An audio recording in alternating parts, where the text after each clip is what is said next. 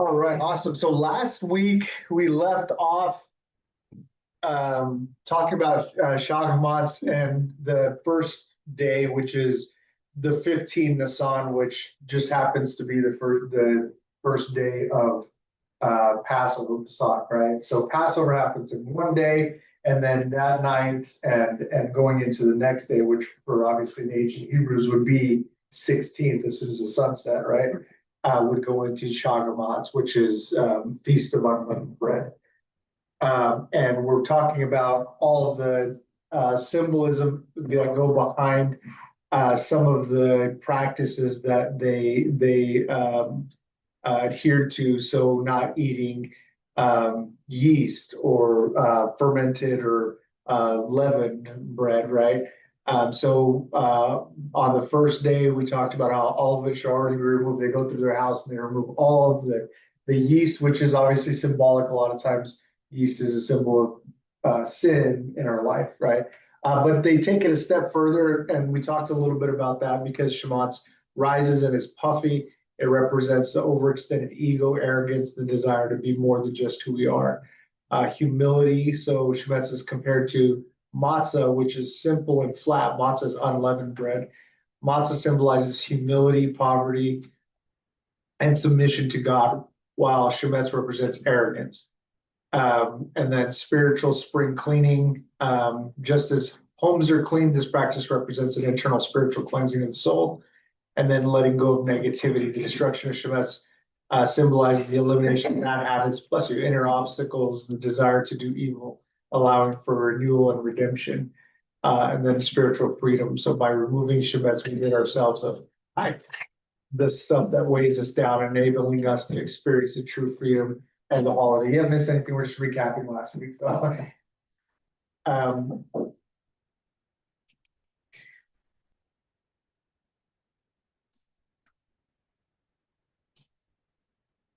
Every time. Did it freeze again? Yeah, it froze again. It's this thing. When I switch it to let's try it now. Is it Google Slides?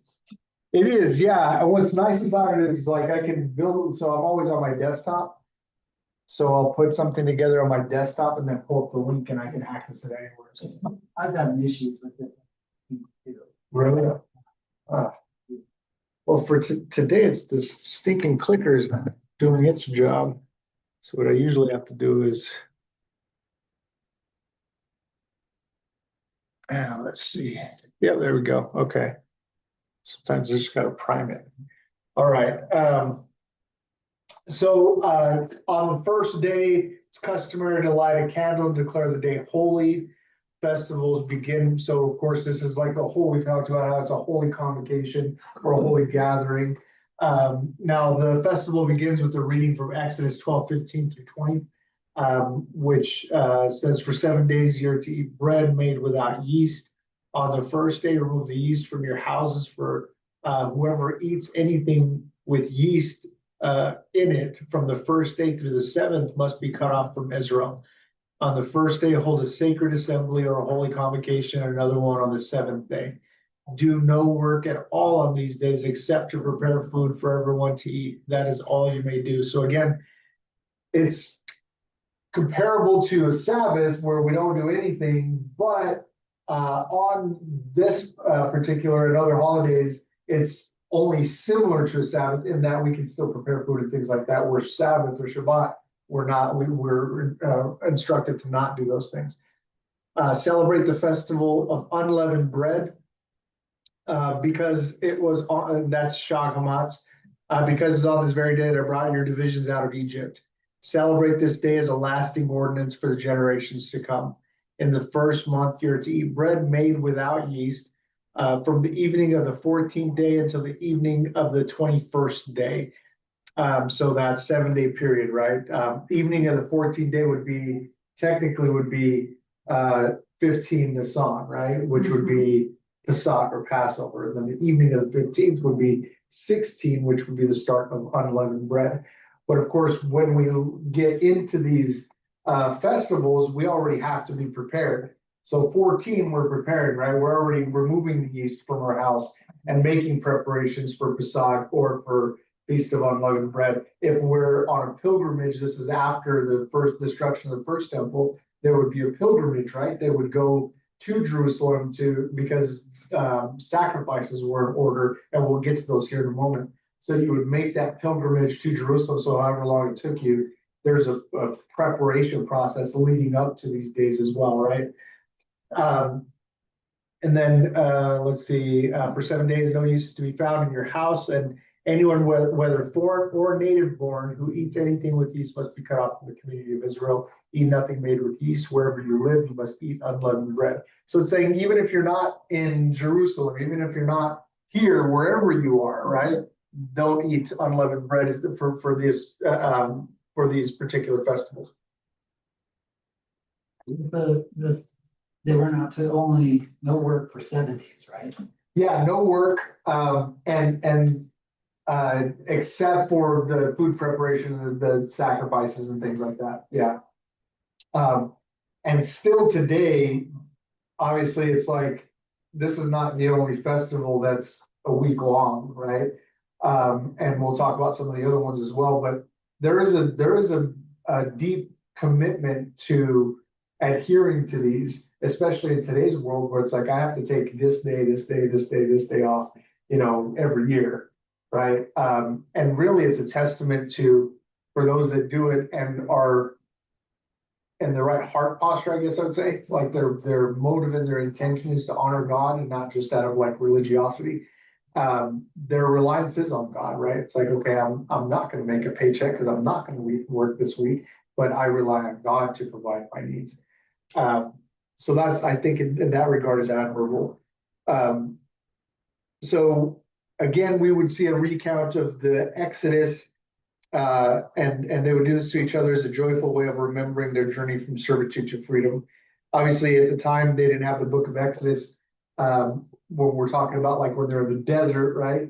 And God is giving them these commands, or when they just arrived in Jerusalem. But eventually, obviously, they have the Torah, and so they're then reading the Torah. Prior to that, it's like almost firsthand account, right? Well, I mean, at first it would be, and after a while, it's like, possibly the children of like Caleb and Joshua, imagine, right? So a lot of firsthand account, and then eventually, it became written, and then you can recite from Torah.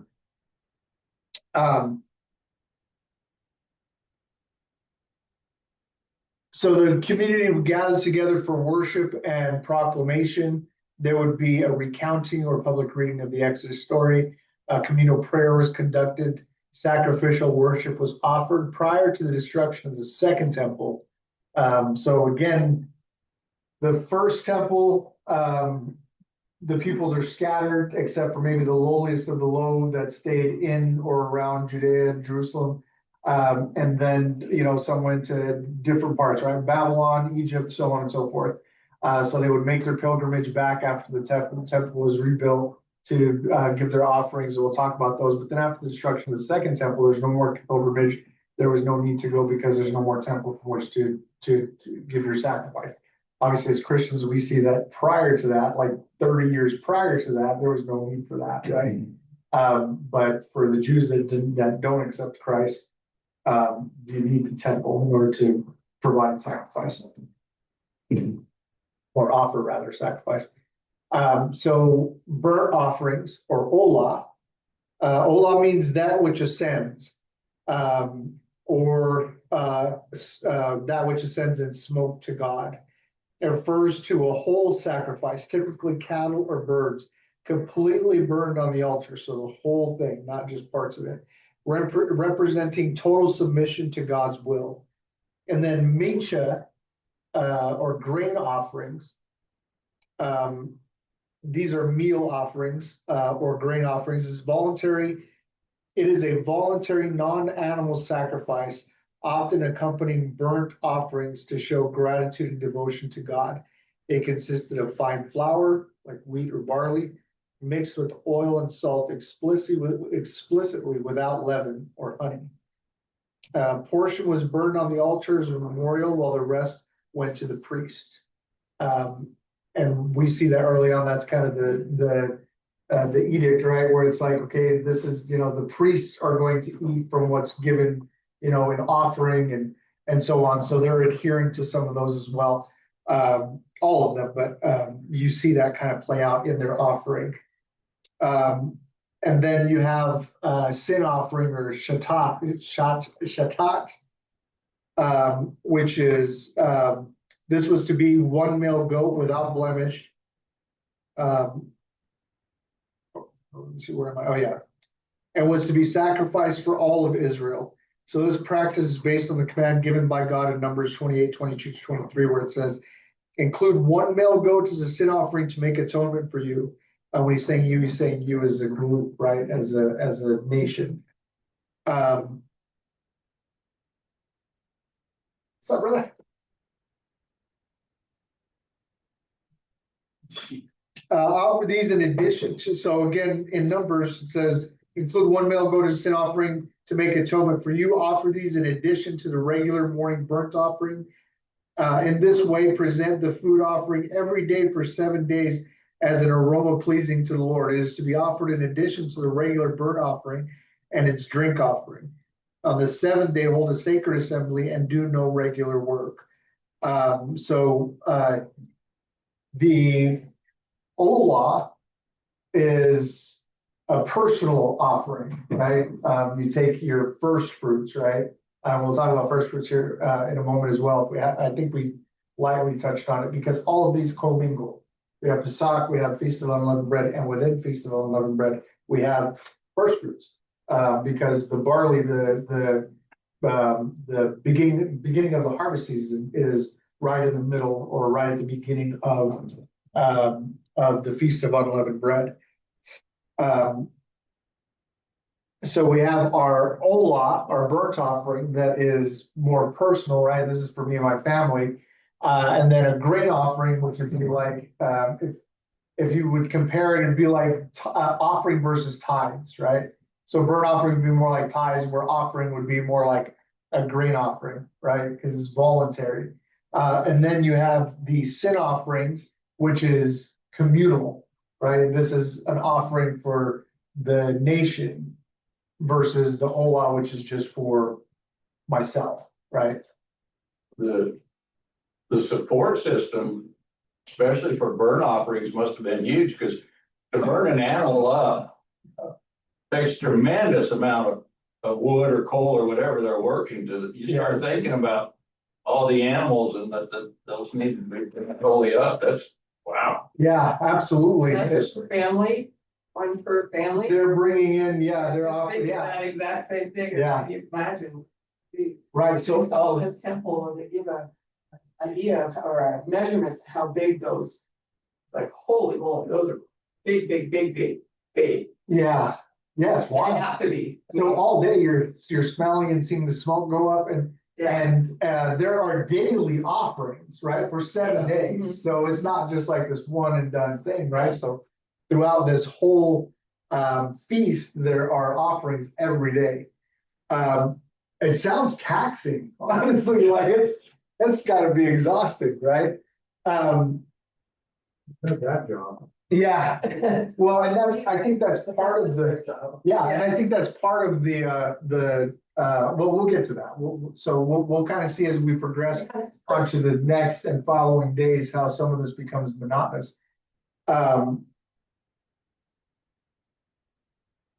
So matzah or unleavened bread was eaten as a symbol. So we've got all these different types of offerings, right? Unleavened bread was eaten as a symbol of affliction and humility. The first day of Chag HaMatz represents the first full day of freedom. So it is a transition from slavery to covenant identity and a beginning of a national transformation. God's people are no longer enslaved. They are not yet at Sinai, at least early on, right? As they are in transition and solely reliant on God. So even in the desert prior to Sinai, there are other days that aren't celebrated quite yet, right? Until after Sinai, and then after Sinai, there are other commands that are given to God by God about how to celebrate this feast. So on 15 Nisan today and after Sinai, right? Even in the desert, but after Sinai, we'll see the other days play out and how those coincide with Mount Sinai and the covenant relationship we enter into with God. So imagine walking through this and celebrating these things, and then as you experience life, then you're enveloping that into your culture. It's like the pioneers of this stuff. That was pretty cool, right? At least it's like when I'm thinking about it, it's like, wow, this, like, to play that out in real life would be intense.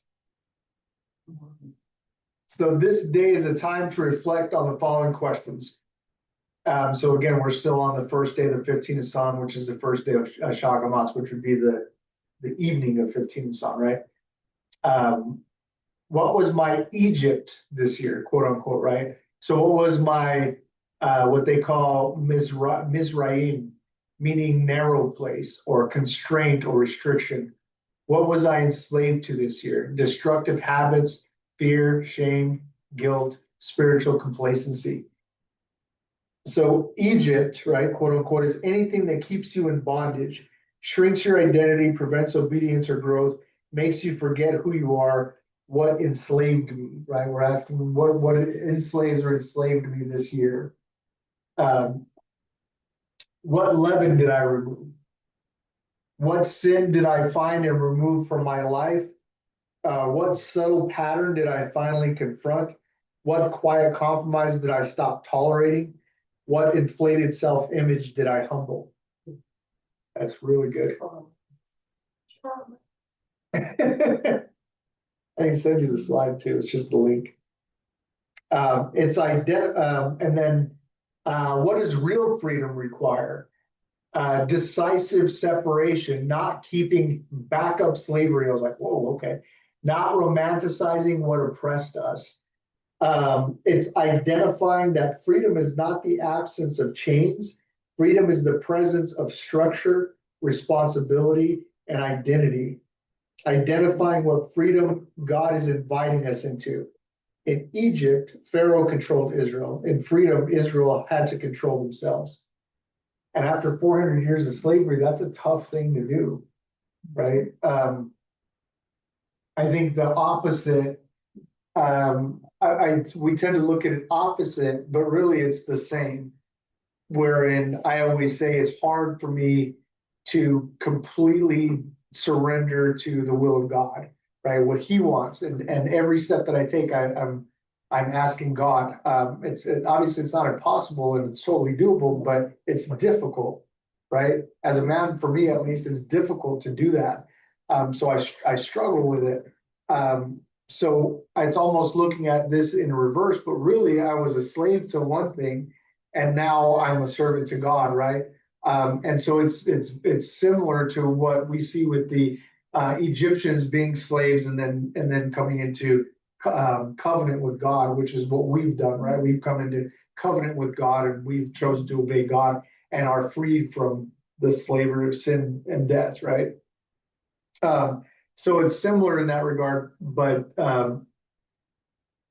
after you've kind of held it all for yourself, and then to give it up to God is difficult.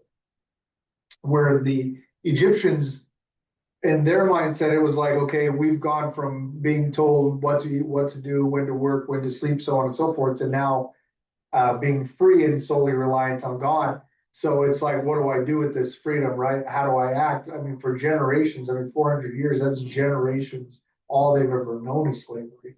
And now they have freedom, complete and absolute freedom. And so there's obviously this learning curve that has to occur. We see that, right? When we see their struggle throughout their journey in the desert and how they go back to idols and they bicker and they think, well, it's probably better that we just go back to Egypt into slavery. At least we ate. We had, 3 hots and a cot every night, right? So there was that internal struggle, and then obviously became a communal struggle at some points. And then what is God calling me into now? Did we cover? We did. Okay. Sometimes we want freedom without cutting ties. Real freedom requires moral accountability, owning your decisions, leading yourself before leading others, serving something greater than yourself. Otherwise, freedom becomes self-indulgence. And then what is God calling me into now that I am out? Now that I'm free, what is God calling me into, right? So as we move from deliverance to destination, the end result isn't about freedom from slavery, it's about covenant relationship with God. So when we ask this question, we're really asking, what covenant responsibility am I stepping into, or what am I being called out for?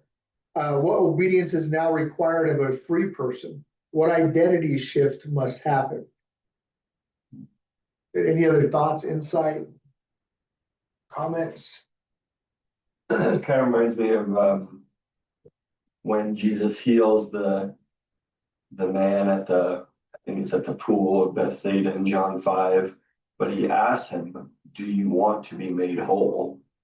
And I always thought it's kind of a weird question. Of course he's going to say that, but he never actually says yes. And then he does heal him, but then verse 14, he found him in the temple. Behold, you are made whole. Sin no more, lest a worse thing come unto thee. Like, he got his physical healing, but Jesus' point was that there was a greater healing available. And Yeah. do you really, so I have to ask myself, do I really want to be free?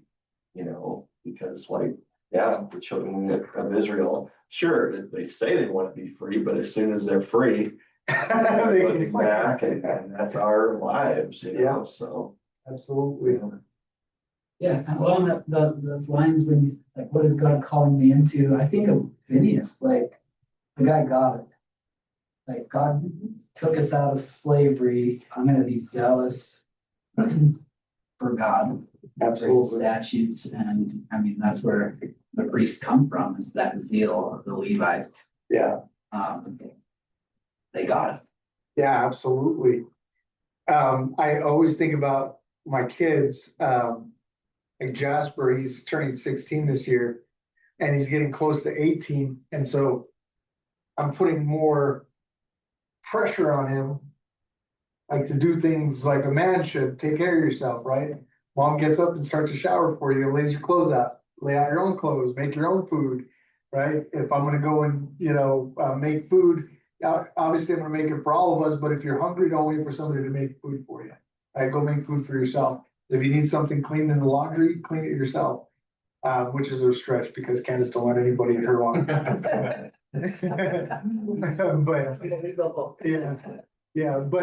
things like that where it's like, don't be so heavily reliant on us. You need to, do for yourself. So like making that transition from like, okay, and it's kind of backwards for us, right? Where it's, but it's like, okay, now you're going to be a man, so you've got to do for yourself. Where for us, we get to a point where it's like, what we try to do for ourselves, spiritually or whatever, maybe making big decisions in our lives, and we realize that like we just make a bigger mess of things. We get to a place where it's like, okay, we're going to solely rely on God to be a lamp unto our feet and a light unto our path, so that, we know that whatever happens along this journey, whether we think it's good or bad, it's all going to work to our good as long as we live a life that is pleasing to God, right? Because the Bible says that all things work together for good for those that love Him and are called according to His purpose.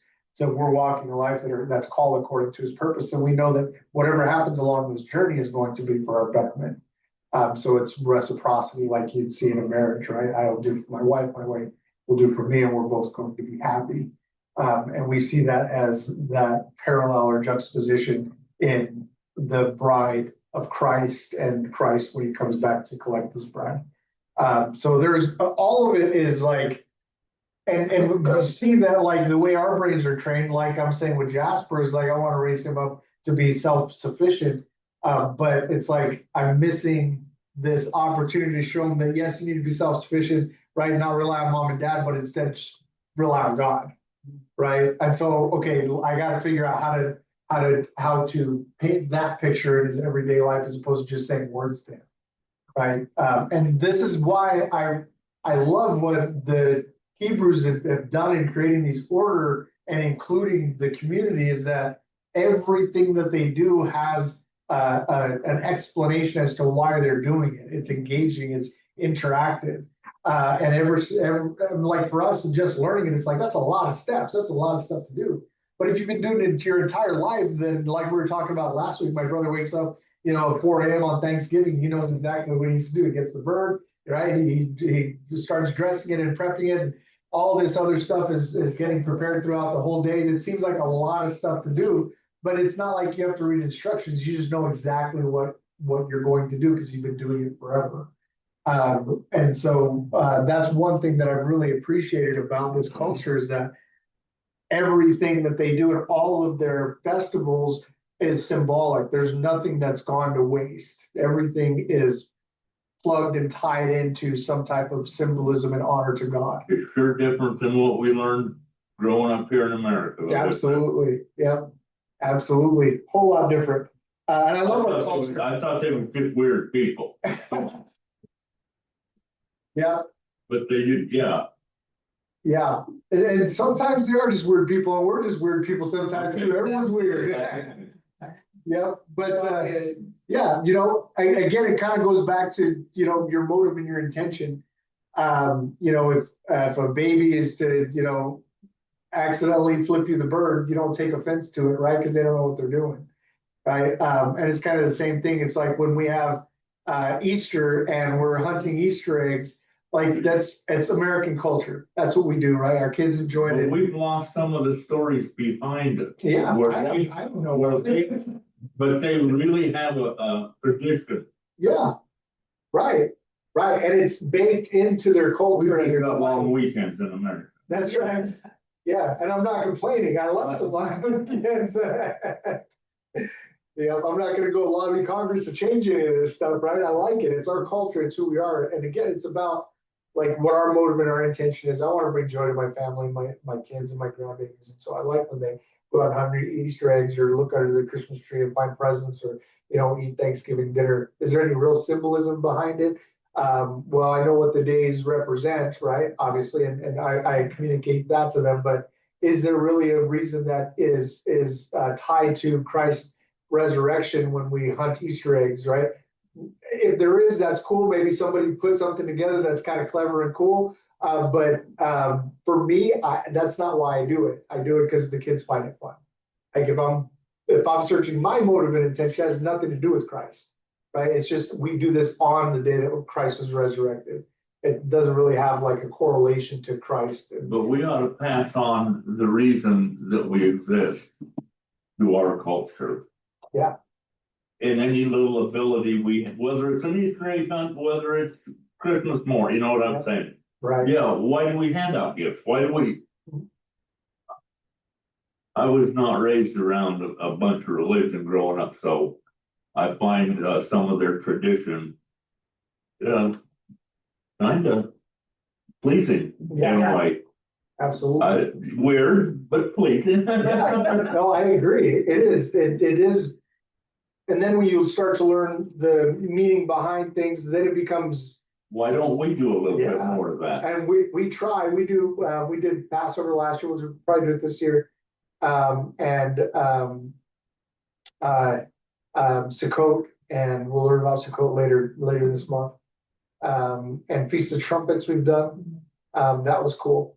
But we don't do them regularly. And I want to because I like them. I appreciate them. And like you're saying, they're beautiful. But when if you just saw people out there doing them, it is weird, right? But That's the only words I can come up with. yeah, I'm right. But I just imagine us at a park, there's like a little piece, we're like walking around looking at the sky and. and then you're blowing a horn. People are like, what are you doing? There's LARPers in the park over here. We're like rejoicing when they find That's it. nice.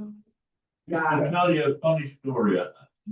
A guy that was an Indian medicine man, he always told me a little story of why the Indians and the Christians had a problem. Because the white man would always show up and say, "You Indians, get off the land and leave now." They had no relative. Right, they don't understand the cross, yeah. Okay, well, it's a funny story, but Yeah. it's But it's relative, yeah, and it's like if a different culture had no idea how we celebrate Easter, came to America and saw us, our kids running around with baskets hunting colorful eggs, right? It's like, but the difference is if you ask a Jew, why are you eating this? Why are you doing that? They can tell you. Yeah. But if you ask someone in the West why you're picking up Easter, because this is what we do on Easter. Yeah, there's candy in here. Yeah, there's prizes and treats or whatever, right? It's very commercialized. Yeah. If you listen to some Indian culture, American, whatever, native, I don't know what to call people anymore. It's fine. I don't They like to call themselves. Yeah. Well, just like they you're had their culture, it was just handed down a little bit. Yeah. And they are, and some of them are just as, it goes as deep in their spirit as it does in ours. Yeah. It's the same with the Jewish people. Mhm. And then to see what's going on in the world right now, maybe we ought to know a little bit more about something, you know? Is culture. Right? The Jewish culture is our culture. Looking for the spirit in all of our culture. Absolutely. And they're, I just love it that they're taught to ask why. Mhm. They're why? And it's just, they don't just do it. Even as children, they're asking why, as young adults, they're asking why. And it's like, that's something that we deal with all the time where people are like, because I said so, or this is what we believe. And And the why they're so important because it's the understanding. I'm not trying to offend you when I ask why. Yeah. It's so annoying. We have the same viewpoint. Right. People argue about it. I'm like, Same thing. I taught them to ask why. Yeah. Other thing I want to say, did you already talk about? We did, yeah, Oh, you did? yeah, just before you came in. There's my slides got to be 10 minutes late. Like the little part that I'm like obsessed with. Yeah, the spiritual spring cleaning, or, I mean, yeah, the going and finding the yeast. Physical, like Yeah, it's wild how all like the Jewish traditions have such an impact on things that we do. Like we do spring cleaning every year. It's just out with the old and with the new, but they take it to the next level because they're getting every little piece of crumb out and swept out and everything's looked at. Yep. And And But things that tie you to bad habits. well, and what's so wild is the next year you might be cleaning out the same exact stuff. right, And it's like, but if you didn't have this time quarterly or annually where you were going back and looking for the leaven in your life and the sin, like it would just creep in and take over. right, So even if we are dealing with some of the same stuff, which hopefully we're not, but look at the Israelites as our example. They dealt with the same stuff over and over. We're no different or any better than them. But if we didn't come around annually or quarterly and look at the sin that's in our life, it would just take over. And so this is like God's grace and mercy on our life to observe these holidays, because yeah, it's like, come back to me, come Right. back to me, come back to me. It's so beautiful. yeah, no, absolutely, well said. And obviously, it's a testament of how deeply in need we are of salvation, how it's impossible for us to keep the yeast out. Yeah. You know, and if not by the grace of God, then we would just be in destitute. Yeah, You know? Amen. and like, they did all this every year religiously and still So every year you find more. fell away. Yeah, You know, or exactly. sinned all the more. Yeah, And it's like, without God. yeah. And how much more them having seen firsthand the Red Sea split and the, you know, a pillar, you know, a fire by night and a cloud by day, and manna, which no one knows what manna is. What's Right? that? And quail, and even the way it acted, right? It's like you keep more than you're supposed to, and it, right? Except for on you know, Sabbaths, right? So it's like there are all these like intense spiritual, like fourth dimension things happening in 3 dimensions, right? Time changes. Yeah, types of things happening, like right in front of our face, right in front of their faces, and still doubt. It's because we're hopeless Yeah. in despair. There's just no fixing the human condition but God, right? And that's why the Bible says that, you know, the only way to the Father is through Christ. Because without Christ's sacrifice, we're doomed. There's no way we keep the leaven out. And again, the wages of sin is death and perfect judgment. That means that if you've sinned even once, you're dying. That's it. So somebody's got to die for that. Thank Christ that he did, and we can accept that, right? Otherwise, it doesn't matter if we were able to clean out all the yeast and there was never any yeast. There was yeast to begin with. Yeah. You're already guilty, Yeah. right? Even just the once. Fortunately, he says take up our cross daily, which means we don't have to wait for this. Yeah. He doesn't want us to wait for just once a year to clean your clock, clean your house. He says, clean your house daily, pick it up daily and walk with me. So, that's the freedom that we have. We don't wait for a day.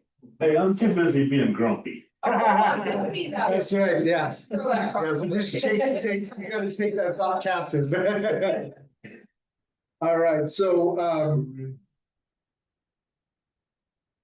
yeah, and to your point, Sarah, we're always asking questions when going through these, especially the children, right? Why are we reclining when why do we dip our vegetables twice when other days we don't dip them at all, and so on and so forth, right? There are all these very inquisitive things that help to engage everyone in the community so that everyone understands what it is that we're doing, and it doesn't just become this thing that, and what's interesting is that the repetition of doing some of these things does create letharsis, right? And then you just do it out of religiosity as opposed to, that's why, like, I love corporate prayer, believe me, but when it's like the same words and like repeated, I understand it, and I like it because it means what it means to me, right? Because it's about motive and intention. But when you're saying it just because it's what you're supposed to say, right? It's like it has no, yeah. What does it really actually mean to you, right? It's not the words, it's the heart. Right, it's the heart position, absolutely.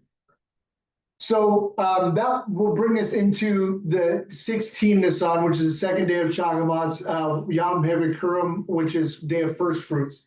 So this one we'll go over today and next week, but this is not just another festival day. 16 Nisan was the day of first fruits, the beginning of the barley harvest and the start of the Omer count. This is really cool. We'll talk about the Omer count. This leads to another festival. So Omer is an ancient Hebrew unit of dry measure, roughly equivalent to 2.3 to 3.6 liters, or the amount of grain, often barley, in a single sheaf. Counting Omer is a 49 days, so that's 7 weeks, and I'll continue to clarify, but just remember, even though when the Bible says, for example, here we'll see how the commandment is 49 days, but then there's a mention of the 50th day, right? But it's like, okay, 7 weeks, 49 days, but on the 50th day. So you're like, well, how does that like coincide? It's because for us, it's like hard shutdown, right? Midnight, okay, we're the next day. 1 second past that, we're the next day. Where the two, as best as I can explain, kind of blended together, right?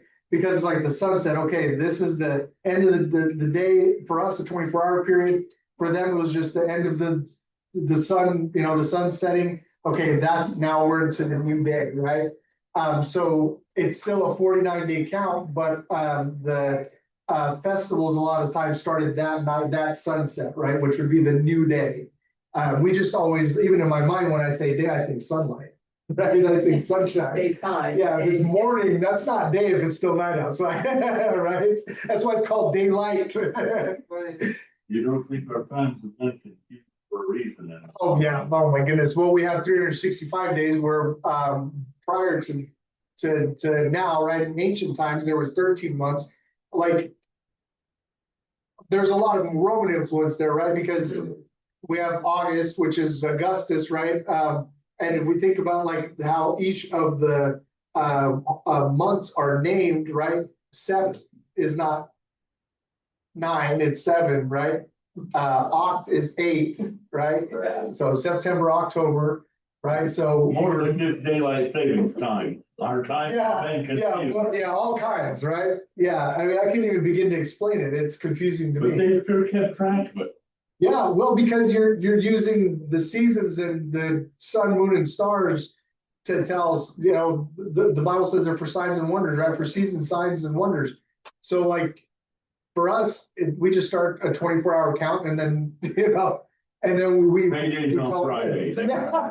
good. Today, Yeah, then it changes, right? today, Yeah, and that's really to compensate for the fact that we don't have, and then forget about a leap year. yeah. Like, it all just gets really complicated, right? Yeah, Why is it in March? Didn't it used to be in May? Yeah. no kidding. So, the Omer count, right, back to the Omer count. Counting Omer is a 49-day or 7-week biblical commandment and spiritual preparation period. So it begins on the second night of Chagamatz and ends at sundown before Shavuot, which would be 49 days, right? So that means that 49 days, Shavuot on that evening, right, when the sun set, the 50th technically days when Shavuot would start. We're not gonna talk about Shavuot today, but we are gonna talk about, just for a few more minutes, the second day of Shavuot. It marks the journey from the Exodus or the Passover to receiving of the Torah at Mount Sinai or Shavuot. This comes from the commandment given in Leviticus 23:15-16. From the day after Shabbat or Sabbath, the day you brought the sheaf of the wave offering, count off 7 full weeks. Count off 50 days up to the day after the 7th Shabbat or Sabbath, and then present an offering of new grain to the Lord. So next week, we'll talk about how this day plays out and what first fruits is all about.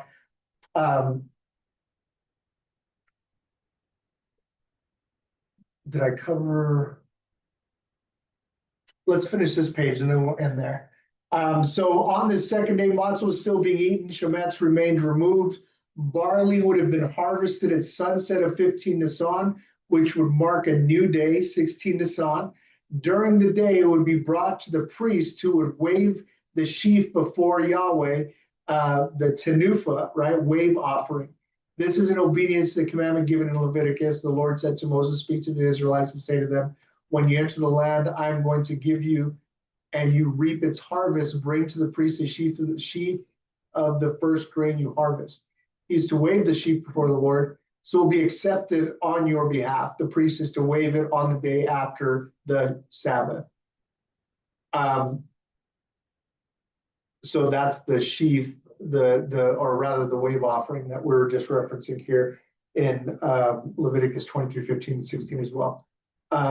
So next week we'll pick up there. We'll talk a little bit more about the wave offering, and then what 16 Nisan looks like, and then which is Day of First Fruits. And the reason why it's called Day of First Fruits is because obviously that's when the first day of harvest, right? And that like when we give offering or tithes and offering, it's our first fruits, right? Our tenth or what have you. And so you'll see some of that play out here as well. So we're gonna wrap up with that today. Does anybody have any other questions or comments or? So this all started when they went into the promised land. They started in the desert. Matter of fact, So how, because they didn't have fields to harvest because they were Right. traveling. right, so some of this will be, let's say we're new in the wilderness in Egypt and we haven't gotten to Sinai yet, right? Prior to Sinai, we don't even know what Shavuot is, Yeah, right? So after we get to the promised land, then we start seeing these other ones introduced like Shavuot, because that represents the covenant that we made at Sinai. that's that. Yeah, so again, if we're in the desert, some of these things are happening right in front of us, and then we're rolling it into our culture, right? But now we have the value of hindsight, and obviously we're not walking in the desert as we're rolling it in, we're looking at it already rolled in, right? These holidays are the retelling of the word, like they Uh-huh. weren't sitting there like reading scrolls, they were working on the scrolls, right? Right, exactly. So they're telling the story over and over again, and they do it so repetitively that even the kids like they know how to memorize, you Right. know? And so that's the word going down from like generation to generation. Yeah. And so, and even when the Jews had their scrolls taken away, that's what they did. They'd get together with their little dreidels and they'd have like little story time, and Yeah, everybody thought they were playing a game, but really they were sharing the word and repeating the word over and over again. So that way they had it and it lasted the test of time until Yeah. we could read. We're so spoiled now, we can just Google, look it up, yeah, we have it exactly. everywhere we go. Yeah, but you're absolutely right. We talked about that a little bit where obviously they didn't have the Torah, right? So they're just reciting it while they're in the desert. And then until later that then they're reading Torah. But yeah, like if right now we're in the desert and we're celebrating the 16th Nisan, we're not giving first fruits of the harvest, right? We're in the Right. desert. We're relying solely on God. Now there are some obviously there are some takeaways there for them, but more than that, later on we'll talk about Shavuot, which would have happened, which was again rolled in after Sinai, where if we're in the desert right now, we haven't experienced Sinai. Because when they come out of the desert, they come into the land of milk and honey, so they will harvest this, so they. Well, yeah, I mean, let's see, after Sinai, it's still 40 years, right? So, Right, yeah. I mean, but, so they have that in there. Speaking, yeah, they know that, yes, absolutely. and God provides all that grain that they need to perform. Right, and then that's why we have like feast of first fruits and, a tenth and so on. Okay, good, awesome. So we'll pick up from here next week.